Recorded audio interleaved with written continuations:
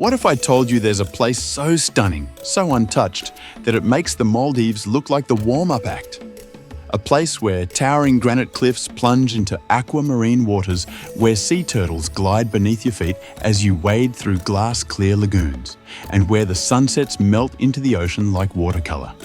This isn't a fantasy, and it's not a dream cooked up by social media filters. It's real, and it's called Seychelles. Hidden in the heart of the Indian Ocean, this archipelago of 115 islands feels like the last untouched paradise. A place where time slows, silence speaks, and every moment feels like a secret being softly revealed. While other destinations are polished, packaged, and promoted to the point of sameness, Seychelles remains something else entirely. It's raw, it's pure, it's elemental.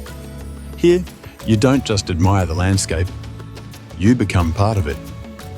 Wander through ancient palm forests that have stood for millions of years. Float in waters so clear, it feels like flying. Listen to the rhythm of the waves echoing off granite boulders, shaped not by machines, but by wind, sea, and time. In Seychelles, nature isn't a backdrop, it's the main character. And the deeper you go, the more you realize this place isn't trying to impress you, it simply is. And that's what makes it unforgettable. Welcome to Traveling Heavens, where today we take you into a world beyond brochures, beyond expectations, into the raw, radiant beauty of Seychelles. Let's begin. Seychelles isn't loud. It doesn't need to be. There are no massive theme parks, no towering resorts dominating the skyline.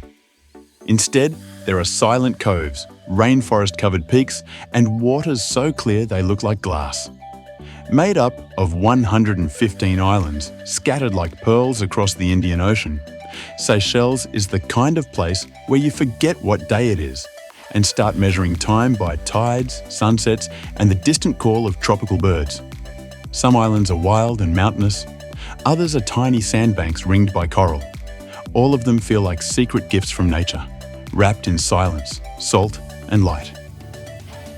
But what truly makes Seychelles stand out is not just how beautiful it looks, it's how untouched it feels. The country has gone to extraordinary lengths to protect its land and sea. Almost half of its territory is designated as nature reserves. Giant tortoises roam freely. Sea turtles nest undisturbed. Fishing is strictly regulated. Plastic is nearly absent. It's one of the few places left on Earth where nature still reigns. And you're not just a tourist, you're a quiet guest in her home. Let's begin with the main islands, Mahé, Praslin, and Digue. These are the heartbeats of Seychelles, each with its own story, its own flavour, and its own kind of paradise. Mahé is where it all begins. Home to the capital, Victoria, and the international airport, Mahé is the island where most travellers first set foot. But even though it's the largest, it's far from crowded. In fact, Mahé feels more like a wild garden floating in the sea. The island is laced with twisting mountain roads that lead you through mist-covered forests, past banana groves, waterfalls, and spice gardens. Drive 10 minutes in any direction and the view changes entirely. One moment, you're in the dense heart of Mont Seychellois National Park, where the jungle hums with life and trails disappear into the clouds. The next, you're standing on a cliff, looking down at beaches that curve like crescent moons into crystal clear bays. The beaches on Mahé are something else. Take Beau-Vallon, lively, family-friendly, and perfect for swimming at sunset. Or Anse, a wild, wide beach with strong surf and almost no one around. You can surf here, you can hike, or you can do nothing at all. Just sit on the sand, let the sun soak into your skin, and listen to the waves tell stories older than memory. Mahé is alive, but never overwhelming. It's the kind of place where you can chase adventure in the morning and find stillness by afternoon. And then there's Praslin, a 15-minute flight or a scenic 1-hour ferry ride from Mahé. Smaller, softer, and even more dreamlike. Praslin is where the jungle meets the sea in perfect harmony. The trees seem greener, the water somehow clearer. But what makes this island truly unique is its ancient soul. Deep in its centre lies the Vallée de Mahé, a prehistoric palm forest so rare it's been called the original Garden of Eden.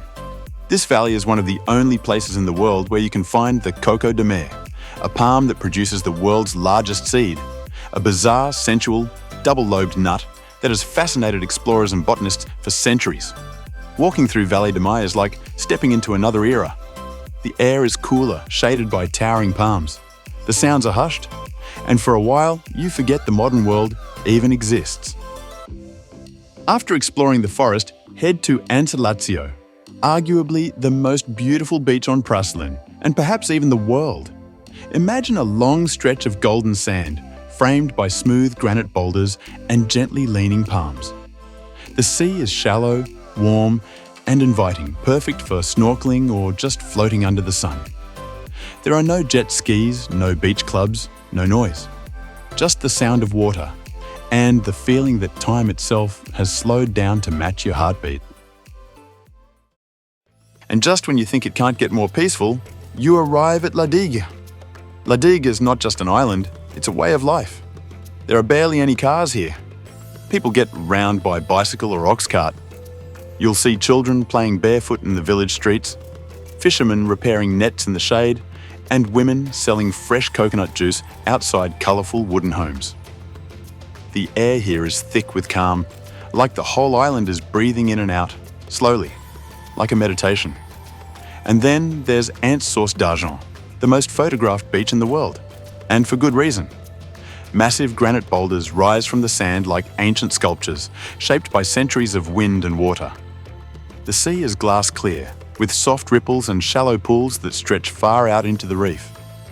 The sun sets slowly here, turning the rocks orange, the sky pink, and the world impossibly quiet. Digue doesn't try to impress you. It doesn't need to. It simply is. And in that quiet simplicity lies its greatest magic. These three islands form the core of Seychelles, but they are just the beginning. A taste of something deeper, something purer. And if you're like most who visit by the time you leave, a part of you will wish you could stay lost here forever. Now, after a day of snorkeling with sea turtles, hiking through emerald jungles, or simply sinking your toes into the sand while time slips away like water, you'll need somewhere to lay your head. And Seychelles doesn't just offer places to stay. It offers sanctuaries. Whether you're looking for high-end luxury that leaves nothing to chance, or cozy, charming guest houses with a family-run touch, Seychelles delivers with elegance, intimacy, and soul. Let's start with the crown jewels of comfort, the luxury resorts. These aren't just hotels, they're private worlds, often set on their own islands, where the service feels telepathic and the natural beauty is matched only by the architecture. On Mahé, you'll find Four Seasons Resort Seychelles, nestled in the hillside above Anse Bay. Each villa is perched above the forest, with its own infinity pool overlooking the ocean, offering complete privacy. From spa treatments that use local herbs to yoga sessions at sunrise with views of the Indian Ocean, everything here is designed to restore you. Just as impressive is the Mango House Seychelles, a Hilton LXR property that combines Creole soul with barefoot elegance. This one's for the traveller who appreciates design as much as nature. The suites are airy and sunlit, and the cuisine brings in fresh local ingredients from the sea and the garden. There's something especially poetic about watching the sunset here with a cocktail in hand. The waves lapping just a few meters away. Over on Praslin, Raffles Seychelles redefines luxury in the tropics.